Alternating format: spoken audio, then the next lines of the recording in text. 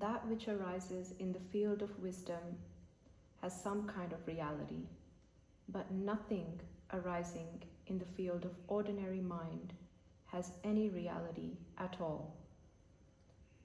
Since we don't understand its nature, it seems to be real, so we grasp at it. Everything is as real as we think it is. However, the reality we see in appearances does not exist. The reality that seems to be there is itself unreal. We can understand this just by examining the way the mind works. We might reflect on something we happen to like a lot, perhaps money, or a particular man or woman. Because the nature of phenomena is obscured by ignorance and defilement, we are attracted to this object or person and feel desire. If this desire is satisfied, if a man has a good relationship with a woman, for example, he feels happy at its fulfillment. Then, if he loses the object of desire, he will feel unhappy, and when he goes to sleep at night, he will inevitably dream about the woman or whatever the object of desire happened to be.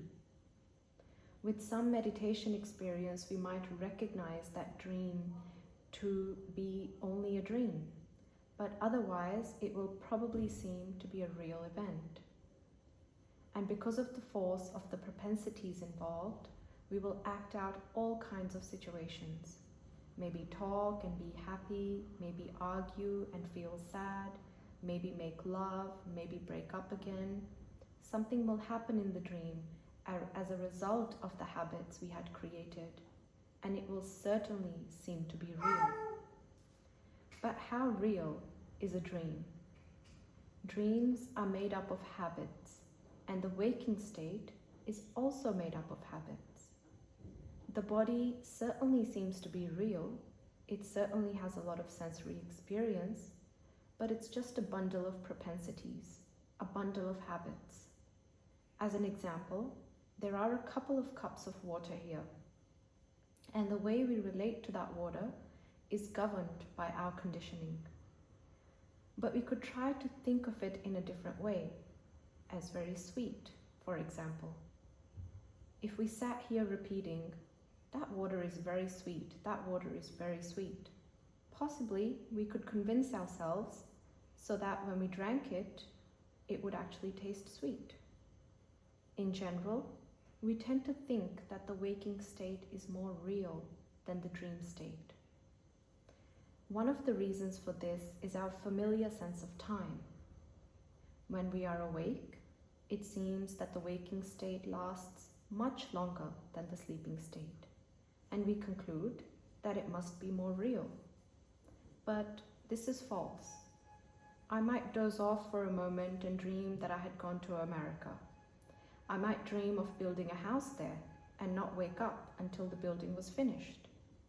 I might sleep for only a minute or so, and this would be the impression of the people around me as I slept. But in my dream consciousness, I would have gone through a number of experiences requiring much more than a minute to complete. Duration of time is not a valid yardstick for any comparison between the waking and the dream state. Events and phenomena are just the result of a collection of habits. These habits are the source of all samsara, and they arise from grasping at the duality that comes from the notion of a self. Appearances are mere projections of consciousness. They have no objectifiable reality and are illusory and unreal, yet they certainly appear and function.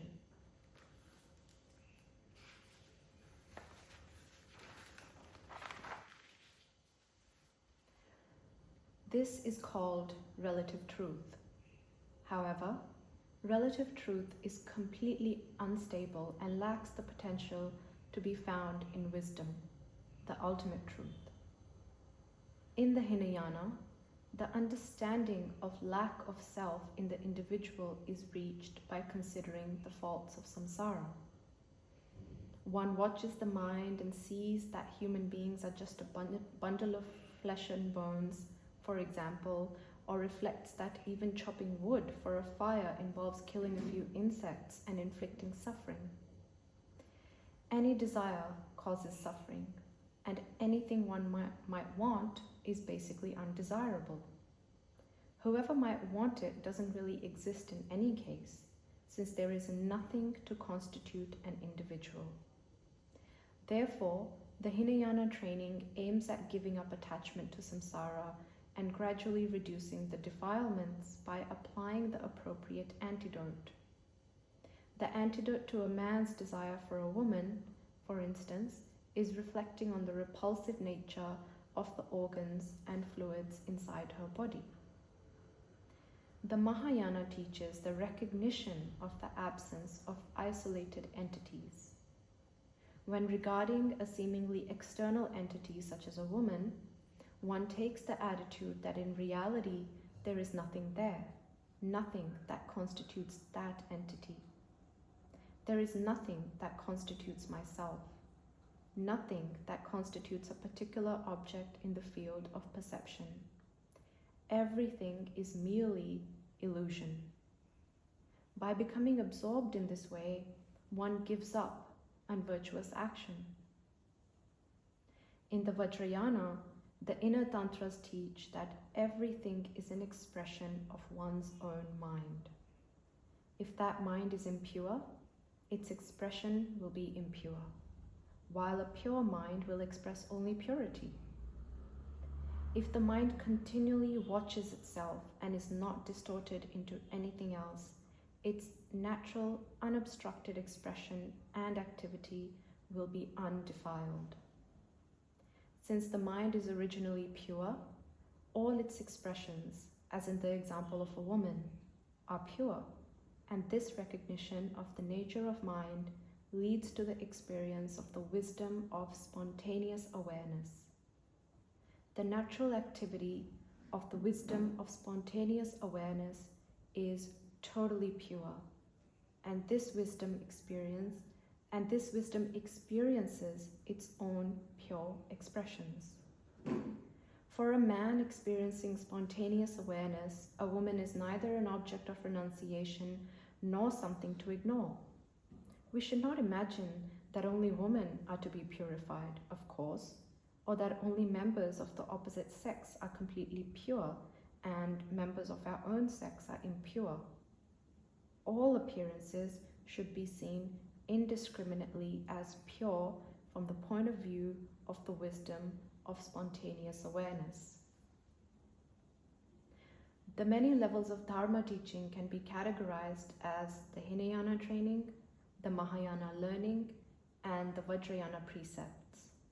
The essence of the Hinayana training is weariness with the suffering and defilements of samsara. The essence of the Mahayana learning is the choiceless expression of benefit for all beings, and the essence of the Vajrayana precepts is the natural purity of all appearances. How we approach Dharma is entirely a question of individual choice. It doesn't matter to me what your approach is, and mine is my own concern.